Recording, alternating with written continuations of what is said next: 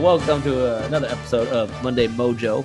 This is your co-host, Chris Sobba, with other co-host, Chris Zweifel, and the one and only Baseline Baron EPUP, our producer, Max Sid the Sloth. He's out today.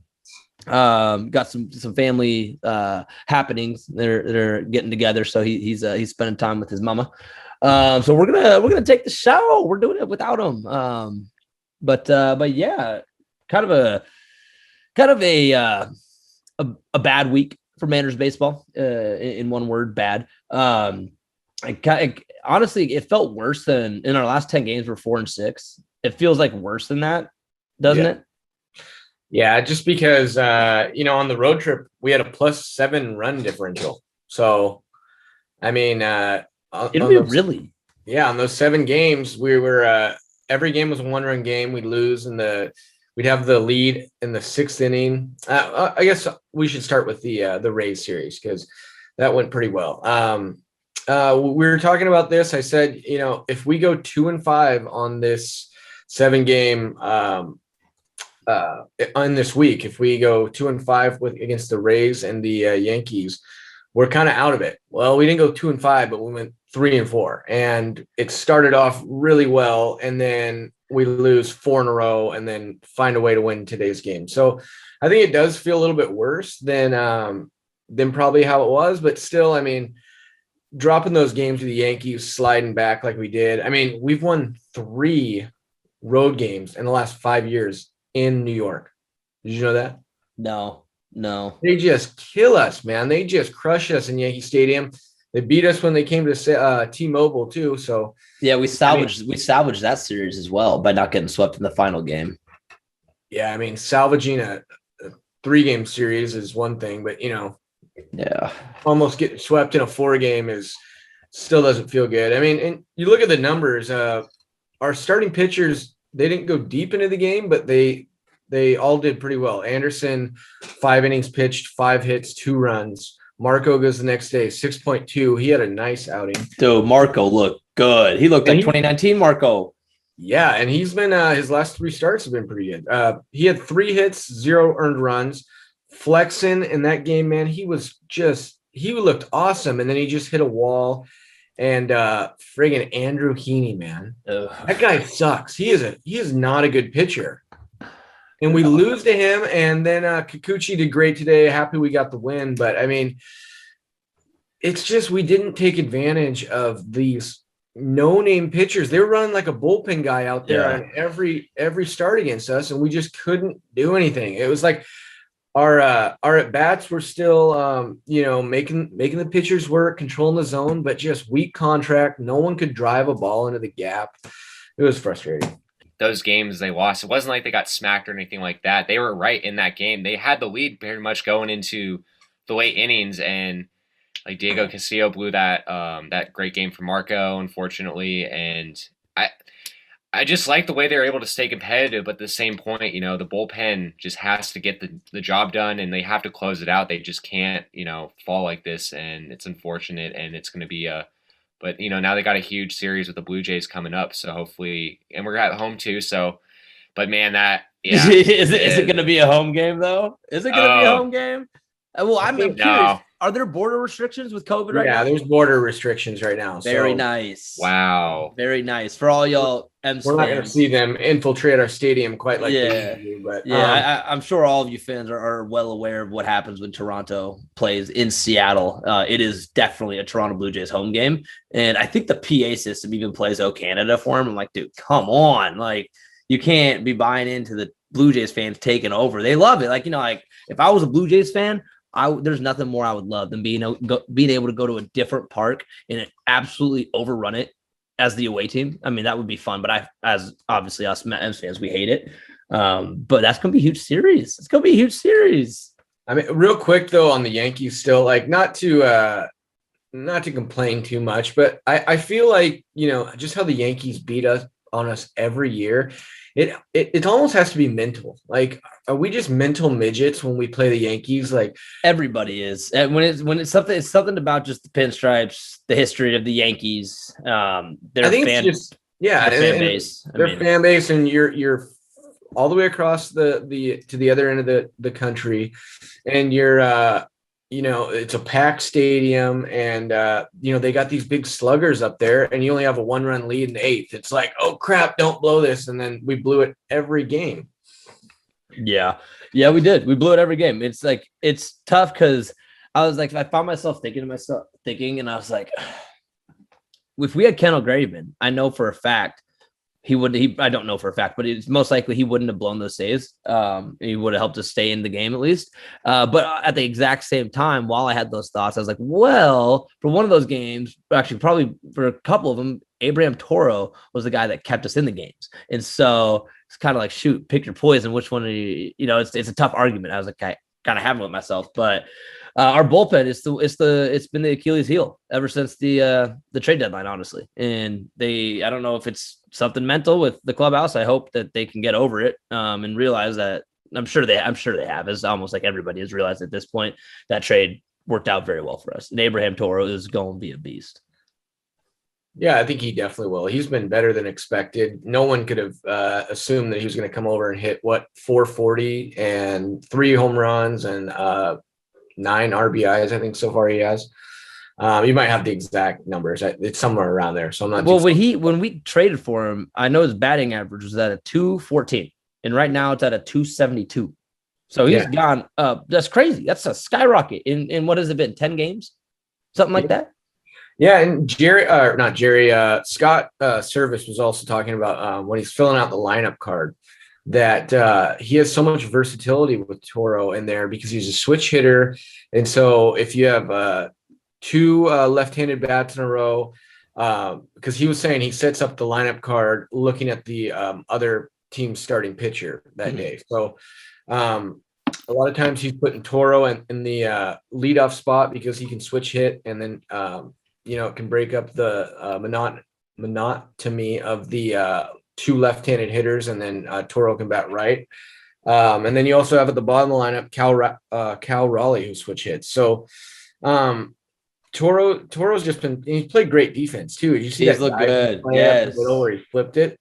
Yeah. So the guy's a stud, and I'm excited for him. And I mean, there's no way that you can say you'd rather have Graveman. Well, I mean, I guess there's a way you can say it, but Graveman for 2 months and maybe 20 more innings rather than a 4-year plan with Toro. So I'm totally fine with that trade, and I think it looks really good for Jerry right now. Well, I want to ask you guys a question. With Diego Castillo, what are you seeing from him and his recent struggles, and like what do you think maybe needs to happen? Maybe it's another roller coaster, the Fernando Rodney experience. Without a doubt, it's kind of the vibe I'm getting from him. And also in the scouting report when we traded for him, I said this on an earlier episode, but the scouting report was basically saying he gets into a lot of jams, and oftentimes he does get out of those jams, but he walks. He's wild. He doesn't have the best control, but when he does have his stuff working, it's really good stuff. And so it's going to be roller coasters with this guy on the mound. And I mean, that's what we know. That's what Seattle Mariner fans know is roller coasters with relief pitching. I think it's a little bit about coming to a new team too, and you maybe over trying. Your heart rate's going a little bit too fast instead of just sticking to what you're good at. You're a good closer. Just come in and do what you do. I think there's probably a little bit of pressure there, and they're close games. It's not like we're up by 2 runs and you can get kind of one of the easier saves there. They're 1-run games, and they're high leverage situations on the road. I think he'll be fine, but it's not pretty to watch any blown save, and especially since Sewald it wasn't a save opportunity, I don't believe. I think it was in the 8th, but he blew one. And in Texas, we got walked off by the same player 2 days in a row. So the bullpen, which has been our strength, is just kind of stumbling right now. But I was in Applebee's. So a little story time here. You were in Applebee's? I was at Applebee's. Right? I've never been, bro. What? I know, man. I've never been to an Applebee's. What are you? It's crazy. I don't know. I've never. You're not missing out on a lot, but I feel like everyone's been to an Applebee's. Dude, it's something about those big name fast food chain restaurants. don't really go to. Like the first time I went to Denny's was freshman year of college. I'd never been to a Denny's before. Wow. I've never been inside of an Olive Garden. Yeah. I've had their catering. You would absolutely crush it. Never have I ever. Yeah. Everyone's just been that's some good shit. Never ever been to Applebee's. They got those long, but yeah. All right, you I don't want to steal your thunder. Go with this Applebee's. Oh no, you added to my thunder. So we're at Applebee's, and my like I said, well, before I was talking to you guys, my grandpa's in town. I don't know how many times I'm gonna get to see him again. So kind of cherishing the moments. He's 87 years old, but he's still really sharp. He plays golf and everything. And he heard about that I was leaving. He goes, "Where are you going?" I'm like, "I'm going home to do a podcast." And he goes, "Well, what's the podcast on?" I told him Mariners baseball, blah blah blah. And he just throws out some stuff, some stats, or not stats, but he was like, "Mariners are doing pretty good this year, blah blah blah." You know, they lost 4 in a row though, and so did they win today? And I'm like, "Yeah, we broke the 4 in a row." And you know, I was starting in on this kind of doom and gloom because he was saying, "You think they'll make the playoffs?" And you know, I kind of doom and gloom going down that road. And then you know the song from the early 2000s, which I'm a sucker for. You know these girl songs that came out in the early 2000s. Michelle Branch. Do you guys remember Michelle Branch? Which one? First Cut is the Deepest. Is that Michelle Branch? Or is that Sheryl Crow? No, that's Sheryl Crow. That's Sheryl Crow. I know Michelle Branch. Yeah, you know, Breathe by Michelle Branch. Yes. If I just breathe every little, and I start thinking, you know what? It's gonna be all right. Everything is all right. Hey, we need to breathe, boys. And I just thought it was funny because I was like in the middle of a rant. Like, I don't know. I just think, you know, we can't beat the Yankees. We needed to beat them. It was on the road. It was a crucial series. And then Michelle Branch comes on and I'm feeling a lot better. Everything is all right. Everything's all right, baby. It's all good. It's all good in the hood. And for every single Mariners fan out there, most of you at least, nobody thought we were going to make the playoffs this year. Absolutely nobody. And so, like, again, as I think I said last episode as well, enjoy the ride. Enjoy what's going on. Enjoy the development that we're continuing to see. It's nice to see Jared Kelenic figure his shit out. I mean, his slash line over the last 10 games, 286, batting average, 359, slugging, and 600. What's the second slash line number? What is that? On base percentage. Okay, so 359 on base, then the 600 is that slugging? Yeah. So he's slugging 600 for a combined OPS of 959. That's his last 10 games. I mean, he's figuring it out. Yeah, anything above 775 is considered pretty good For OPS. For OPS, and 900 is like Hall of Fame level. So you're not gonna be. I don't know if he's gonna continue on that, but you know, hopefully he's figured something out. I mean, we already talked about how he kind of switched up his batting stance. He's not so hunched over, but today he gets thrown out of the game. Luckily we won the game, but didn't have any outfielders to come in. So JP Crawford, who was under the weather, had to come in and play shortstop. And then I think we moved someone out to the outfield. Maybe Dylan Moore, or probably Dylan Moore. I don't know if Dylan Moore played today, but anyways, the what were we talking about? Jared Kelenic. He also made a nice diving catch, but anyway, he got thrown out of the game. Yeah. That high strike, and then I kind of like that, you know, dude. Not that 100%. He's not missing any passion or fire. We already knew that, but I like that, sticking up for yourself. And then Service was a little slow out of the dugout. I think you got to go get involved there so your player doesn't get thrown out. Well, he didn't get thrown out until he was back in the dugout. I know, but Jared it's almost like go distract the ump. So Jared, like, you know, Jared. But these umps, I mean, like, I am not one to constantly, like, I do talk some shit about umps, but like, I hate to like always be like, oh, this is the reason we lost, but they sure as shit didn't help us in the slightest. I mean, these umps were missing balls.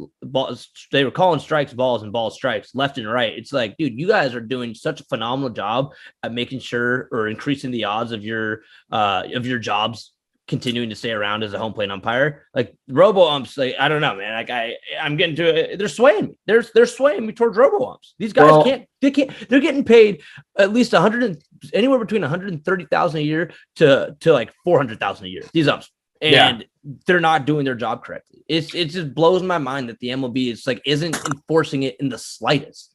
Well, while I agree, because I think games in New York, games 2, 3, and 4 were awfully umped. Game 1, I almost messaged you guys, and then the guy, he kind of fell off a little bit, but I was like, dude, this ump is like one of the best I've ever seen. Like, if it was a little bit outside or a little bit up, I mean, it was just like, no, that's a ball. And then like the same pitch would come in just a little bit in, but it does catch it, and it's like, that's a strike. And I'm like, damn, this guy's like a robo ump. I like this guy. That was game 1 where Anderson was pitching, because he was giving Anderson some good calls, and I love that. But then, that made me hypersensitive to the next 2, 3, and 4, where the umps were just horrible. And today they were really bad. I think today they had their worst day. That ball that comes into Jared, 10 times out of 10, that's a ball. The guy wasn't. The ball's coming in high and then coming down because it's a curveball, and it doesn't even nick the top of the strike zone. It was high the whole way in, and it never came down. You can't call that a strike, especially in that situation. That's ball 4. It's stupid, man. It's just crazy. And the one, were you talking about the one with Dylan Moore when he had the bases loaded? No.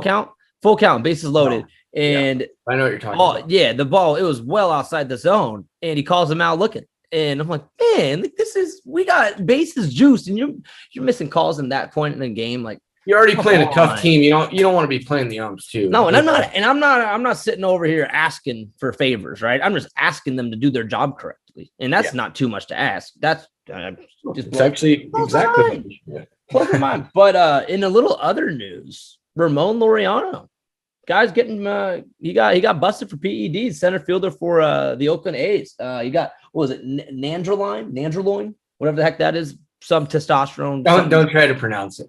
Something. I don't know what it is. But he got busted, 80-game suspension. Good thing, I guess, for them. They got Starling Marte. But screw this guy, man. At least with Hector Santiago, our guy who just got busted for the 80-game PED suspension as well, about like last week or something, he comes out saying, hey, like, my bad. He owned it. He said, I definitely put this shit in my system, yada, yada, yada. Robinson Cano, he owned it when it happened with him, like both times. But Ramon Laureano is like, I got no clue how this stuff got into my system. I have no idea. It's like, my guy, you're a professional athlete, and you're telling me you don't have an idea what the hell's going into your body? Bullshit. You are. It's just like, he's not owning it. It's like, you are sorry, my guy. Like, no respect for that guy. Yeah, and I don't know how this will sound, but I just never liked the guy. So when someone like that gets busted, it's like, you're not going to believe him anyway. Like Hector Santiago, he looks like a nice guy. He is a phenomenal guy. Robinson Cano, big smile. You want to like him. Like, hey, okay, he did it. But, I still like the guy. I just don't like Ramon Laureano. He's cocky. He's been in a bunch of fights. He was in a fight with the Astros, which, I mean, I don't like the Astros either. But he was a former Astro, too. So that's where. Really? Yeah. That was a nice trade for the A's. They actually stole him from the Astros. But I can definitely see him doing it. I think he did it. And obviously he did it. I'm not buying a story. No, hell no. But I also saw in other news, 2022 baseball schedule got released. And I hate New York and I hate the Yankees. I do not have any of that hatred for the Mets. I have nothing against the Mets, and we go to the Mets. We go to Citi Field. Are they Citi Field? Yeah. We go to Citi Field next season, and I think that would be a fun game to go to. I've never been to an interleague game. Oh wait, no, I did against the Padres in San Diego. But I think that would be a fun game to go to. Like I hate New York in general, but that's mainly just because of the Yankees. So I feel like if I were to go back there, maybe I could have a better experience.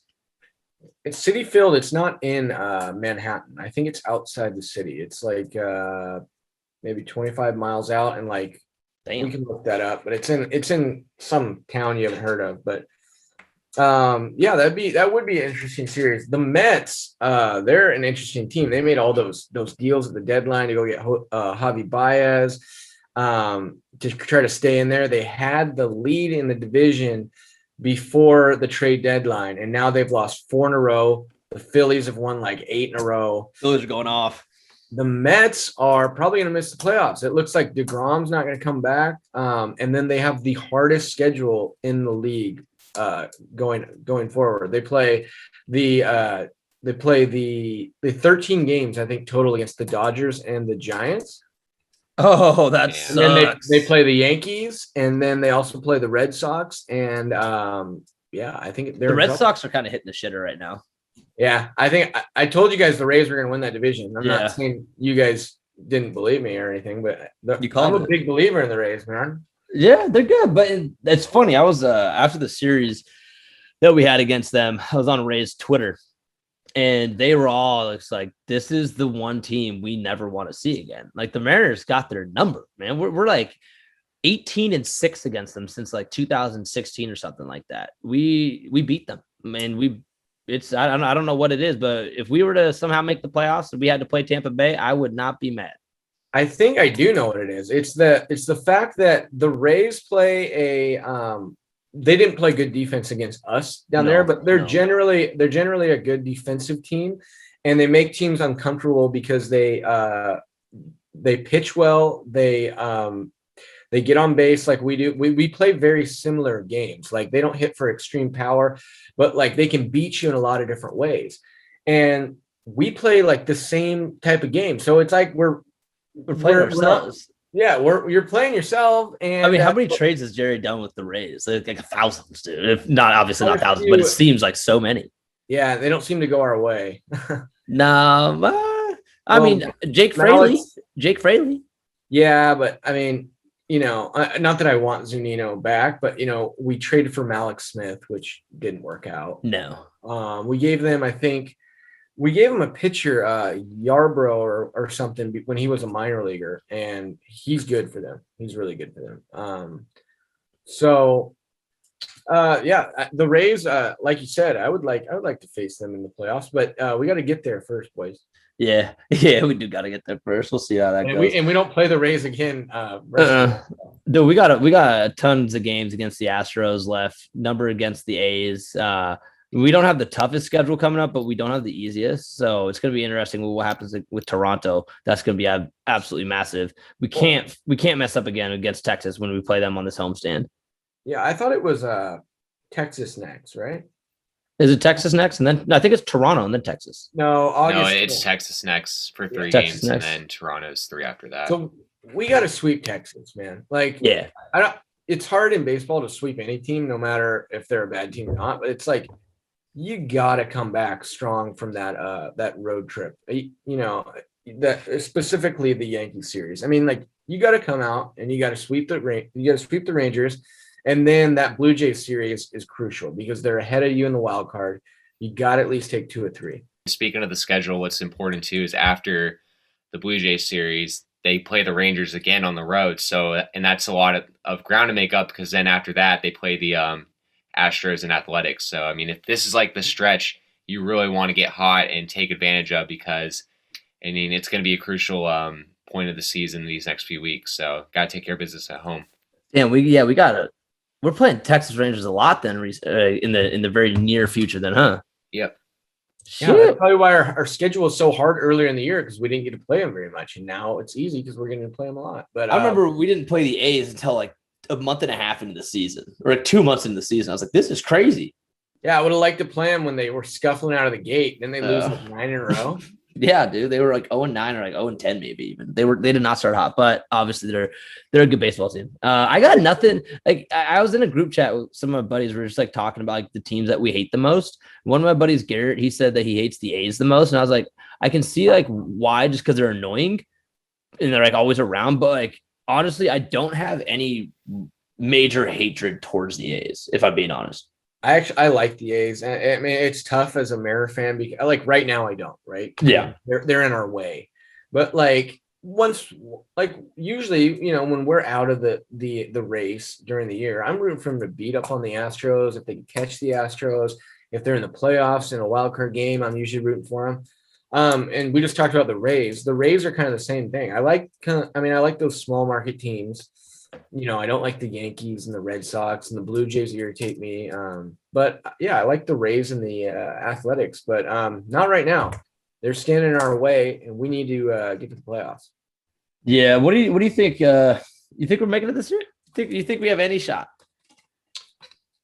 I mean, Michelle Branch would say, "Just breathe." We Just can't breathe, go back. No, I don't think we are. But we're doing a Mariners podcast, so we're not going to sit here and tell everyone who's listening that has hope that it's impossible. No, I mean, look, we gotta bounce back, and we got to do it right now. You can't wait around a bunch. So I mean, this week is very crucial, as we just said, but there's a lot of baseball to be played, and you could look at it one of two ways. Like, damn, we got to play the A's a lot. They're a tough team. Well, they're right in front of you, and if you beat them, that's what you want. You get a full game on them. So yeah, you got to beat these teams.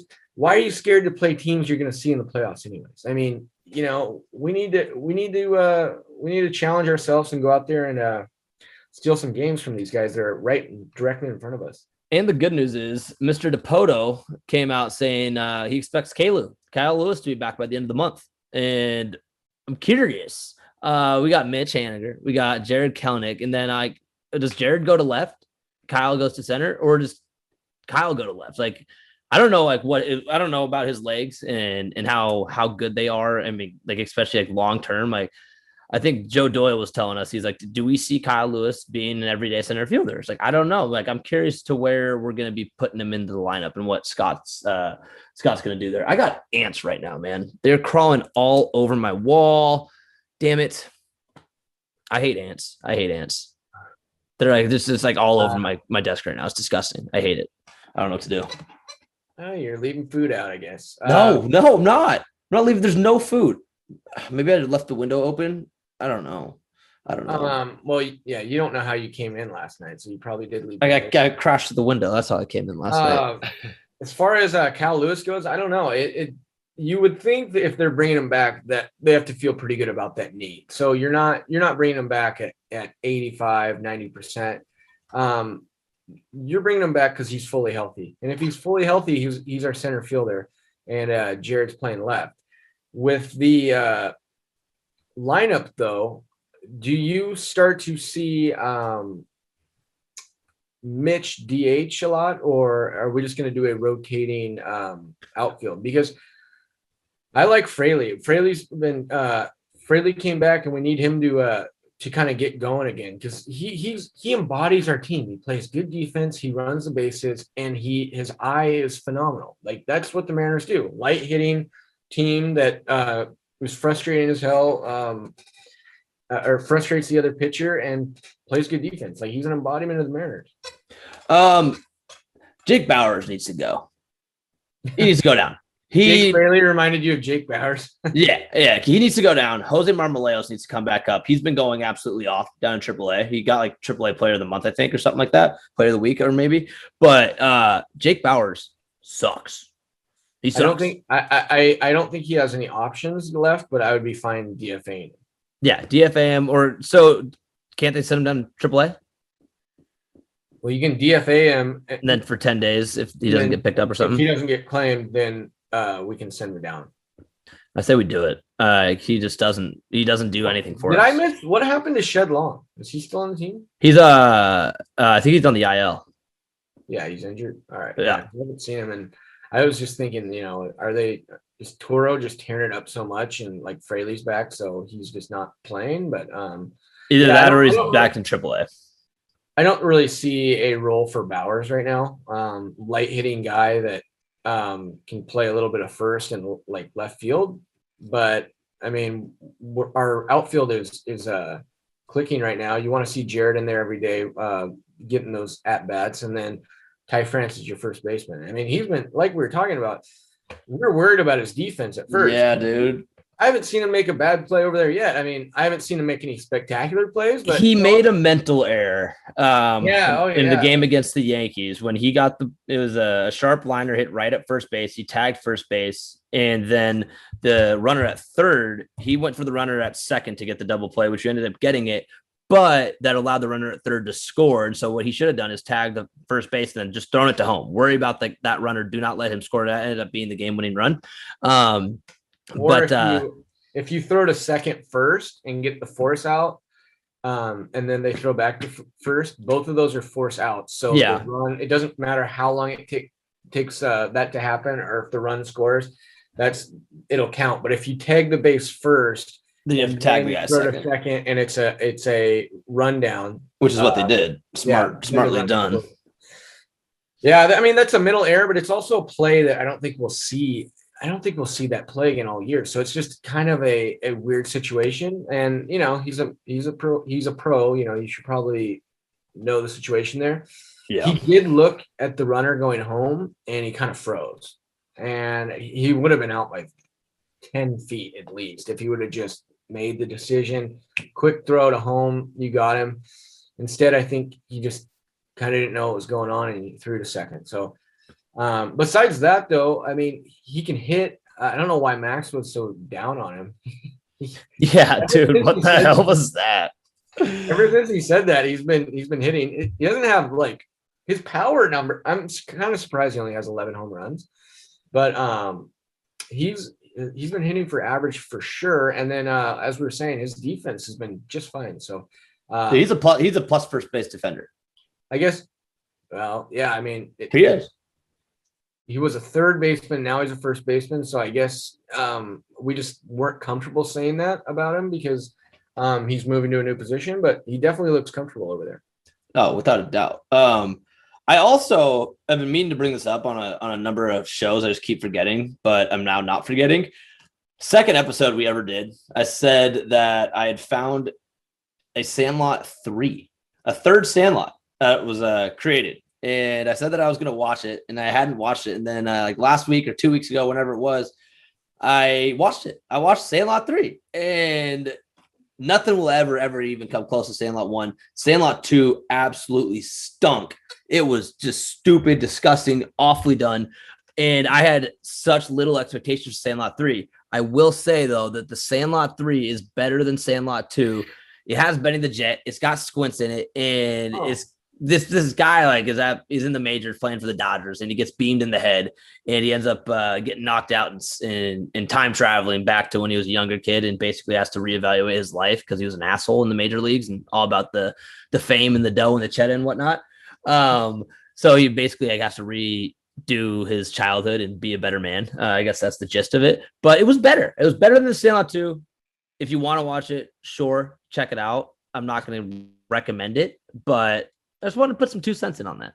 Evan, are you thinking what I'm thinking? Like, I had no idea there was a Sandlot 2. And then you had no idea there was a 2? No, wait.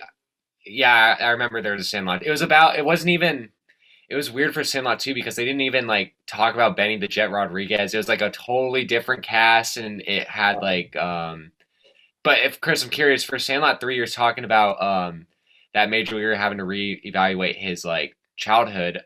So did they like bring in the actual Sandlot? Like, how did that play? And I'm sure you don't want to spoil the movie, but I'm curious how that. I don't give a shit about spoiling this. It's I'm sure people are dying to listen or watch it. I want somebody to slide into our DMs and be like, screw you. You told me the ending of Sandlot 3. It's like, well, it's been out since like 2007, so you're the one late to the party. No, he I mean, they definitely touched more on the Sandlot. Like, it was reminiscent of the actual Sandlot, and they like, were always talking about stories and how baseball should be played. As I'm just killing more ants over here. This is disgusting. Talking about how baseball should be played and the fun of the game, and not forgetting, how it's a game, right? And Tommy Lazaretto, or whatever his name was, the guy that got sent back in time. He basically, like, that's what he refound his love for the game, essentially. It's one of those sweet stories, It's a heartwarmer. It's touching. It's touchy. But what else we got on the docket? We missed anything? What else we got to talk about for Manners baseball? Pick to hit. Unless you guys got any more talks to. Yeah, we can go to pick to hit. I think. This has nothing to do with baseball. I don't know if I'm dying or not, but I'm getting these like small like red dots. They're on my like whole abdomen and chest area, like just like there's like 5 of them. Like I was like on WebMD trying to figure out what it was, but I think I need to go get checked out. It doesn't hurt, doesn't itch. I just don't know what the fuck it is, man. It scared me. Or maybe I should check WebMD, but WebMD is kind of like a black hole, Yeah, you go in there and you look for the wrong thing. You're convinced you're dying in Yeah. about 30 seconds. So, yeah, I don't know, man. I would just probably like look at your allergies or like what are you allergic to? Are you running around places you haven't been running around I'm in? allergic to bees. I got a story for you. Yeah, man. Back in the day when I was living at my old house, my brother in the neighborhood, children and friends, they were all at the end of the alley. We lived in an alley, and they were throwing rocks at a wall. And I just gotten given these hand-me-down rollerblades, like size 13. I'm in kindergarten, size like big ass rollerblades, and I put them on, strapped to my feet, and I'm kind of waddling down the alley, going to say what up to the boys, like check out my new blades.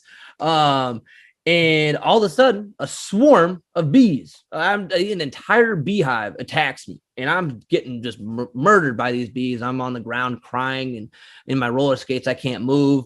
And an ER doctor was actually jogging by. And he ended up calling an ambulance for me. He's like, I'm an ER doctor. I got you. He's helping me out doing whatever the heck he was doing. I don't really remember all that much. Meanwhile, my twin brother is getting all babied by my mom because he got one little sting on the top of his hand. He's crying his ass off like, Mom, I got stung. And I'm getting my ass murdered by these bees. And I had to go to the ER. I got 29 total bee stings all over my body. I had to go to kindergarten the next day with pink dots of ointment all over my skin, looking like a second coming of chicken pox. And that was awful. And so as a result, I developed an allergy to bees, but it does not include any red dots. So, yeah. Just to kind of go over that story. One, I think it's funny that your friends are just throwing rocks at a wall. It was sorry. They were throwing rocks at the beehive. I saw it and thought it was a wall.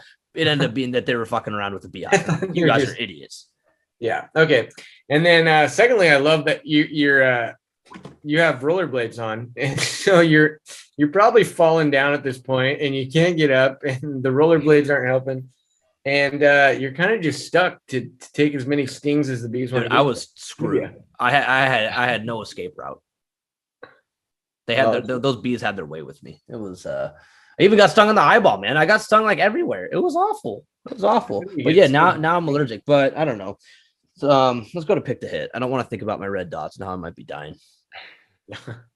Yeah, well, at least you won. I think Toro you had Jared Kelnick. I did. Jared got me 17 points.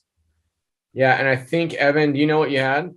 Last time Chris and I discussed it last night at the wedding, I think he had like 21 points. So wait, Toro? Yeah, Toro went off, man. Yeah. You won again? Just keep chalking it up, man. Who did you have, Zweifel?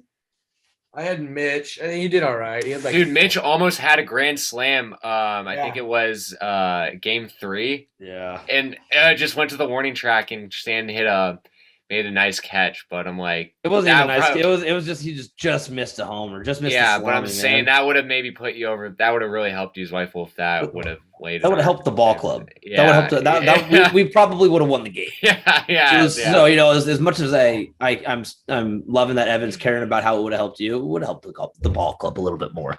Yeah, I think I speak for everyone saying like if one of your players wants to hit a grand slam and win you the week, I don't really care. Like I'm here for the Mariners. You guys can win the friggin' pick to hit. That being said, I think Evan, who you got this week? I'm gonna go Jared Kelnick this week. I think he is. I loved the way he's swinging the bat and coming at home against a Texas team that is very vulnerable. I think we could see a few bombs from Jared Kelnick, and then they got the Blue Jays coming up, which is going to be a big series. And Kelnick, he likes to get really amped up, and he really wants to help this team win. So I think he's going to bring it this week. So yeah, that's my pick. I could see it working out for you. I know. I like that a lot, man. He's definitely on the right track right now. He's getting better and better every game, which is what we need to see. And he's also, I think I said this as well, he's been calling timeout more a little bit. Yeah. And so he's been kind of resetting his mind. Command the game a little bit more. And he's starting to walk too, which is a telltale sign that you're being more patient, obviously. You're getting out of that slump. That leaves me. I'm up for pick to hit. Let's go with I want to pick Toro. I do. So I'm going to. You know what? I'm gonna pick him because I want to. And he's gonna be in the lineup every day. So let's see what Toro can do. Maybe he can continue this absurd hot streak that he's on with the Mariners. All right. I thought you were going to take Kyle Seager because of the. Yeah, I was thinking about it. But we're at Safeco this time, and he mainly just rakes in the state of Texas. Yeah. Well, I mean, yeah, I get that, but still a good pick, I think. So I'm going to take Kyle for the first time this year. I think unless we get on the board here, I think Evan's running away with this thing. Is that your 6th win or? Yeah, it's my 6th win. Yeah, Evans. I'm at 2. Evan's got a. I'm on a 3-game winning streak right now. Got a commanding lead. Yeah. You got a commanding lead. I would actually love if Kelnick continued this. Yeah. And you know what? If Evan, if you're gonna win, it might as well just be a blowout. Like, just run away with the thing. Yeah, screw that. I want it to be close. I'm trying to get some wins. No, can we just have Max get over 10 points though? Like, I just don't know. Who do you have? Do you pick JP? I think it was this week. Curse of the Sloth. Sid the Sloth is what we call him. So we're gonna call it the Curse of the Sloth. Whoever he picks always ends up having a bad week. Does he have a win? No. So it's the Curse of the Sloth. He picks the guys that is going to have a bad week. And so unfortunately for whomever, he's not on this episode. So let's do ourselves a favor. Let's do the team a favor. We're not going to allow him to play this week. We're going to see what happens. Maybe everybody has a career week. I think he needs to do Mariner Nation a favor and not take like a good player of ours, because he's just jinxing him. Like, if he takes Mitch this week, like, that's just guaranteed that Mitch is going to have a bad week. So he needs to take like Jake Bowers. Let's give him. Hey, you know what? We're going to give him Jake Bowers, not Fraley. Watch Jake Bowers just rage. No, Jake Bowers. I'm calling this, man. I'm calling this. Jose Marmoleos is coming up. Bowers is getting DFA'd. I need to see it. Well, I mean, Lewis is coming up too, so you need. That's in like 2 weeks though. Yeah. 2-3 weeks. So Marmo comes up for a little bit, and then you break his heart again. And every game right now is crucial. Every single game. I guess we're rosters are coming up. I mean, in September they're getting expanded. Rosters get expanded, so to 2 more spots, right? Yeah, you go to 28. Well, shit. That pretty much wraps us up here this week. Not the week we wanted, but at least we got out of New York with a win. It's time to come back and get after it. Let's remember just to keep this thing in perspective, guys. We're in the playoff hunt. Just breathe, baby. Just breathe. What's her name? Michelle Branch? Yeah. Michelle Branch was her name? Yeah, just breathe, everybody. Hey, another episode of Monday Mojo, recorded on a Sunday, dropped on a Monday. Go Mariners, baby.